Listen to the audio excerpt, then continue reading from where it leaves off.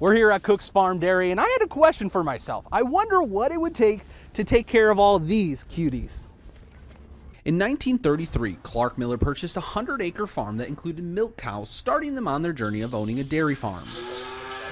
They would go on to raise 55 cows, and over the years the farm would expand. Then in the 80s, milk sales were down, and the third generation Cook had a brilliant idea that would shape the farm into what it is today. And my dad in the 80s added on the dairy. So where we make the ice cream, the delicious ice cream, and bottle the milk, that was my dad in 1982 starting that. So we've been open to the public ever since. The Cook farm has 3 separate areas for the cows. The first one is called the dry bin. This is kind of like the maternity leave before the baby comes. It's a nice long vacation in the Bahamas, right? So these mama cows like to lay down for a large portion of the day. They don't need a lot of space. They want to relax and focus all that energy on having that healthy baby. Then after the cows have their babies, their calves are taken to individual stalls to protect them from getting diseases. This little girl, she's about 2 months old. We'll have them in these huts for those first 2 to 3 months.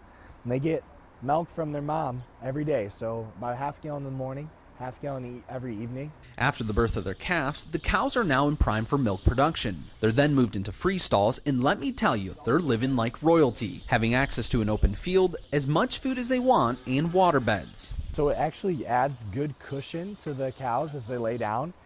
It also has a temperature effect. For the milking process, it used to be a pain, having to spend 5 hours of your day on the task. Then in 2020, the Cooks put in an automated milking machine. From the outside, it looks a little scary, but it's completely harmless to the cow. Even as it cleans her off, that's kind of a stimulus for her.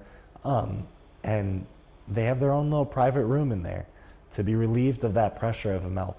Then using metal pipes, the raw milk is taken to the creamery where the butterfat will be separated from the milk and homogenized. This is where we make sure that that butterfat is evenly distributed through that whole gallon of milk. So if you get 2%, there should be 2% throughout that whole gallon.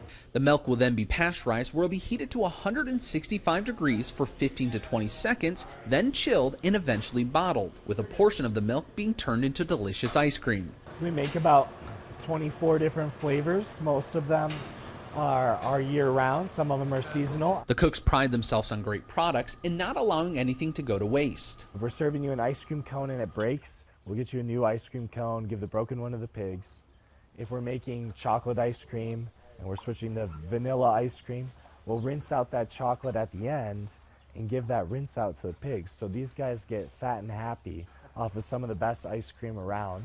It looks like a blast, but owning a farm is not easy. No holidays off, countless hours outside, and at the end of the day, running a business. It's all worth it, especially when you see those families come by and have a smile on their face with their whole family together, enjoying an ice cream cone or something like that, or laughing at what the cows are doing. It's all worth it at the end of the day.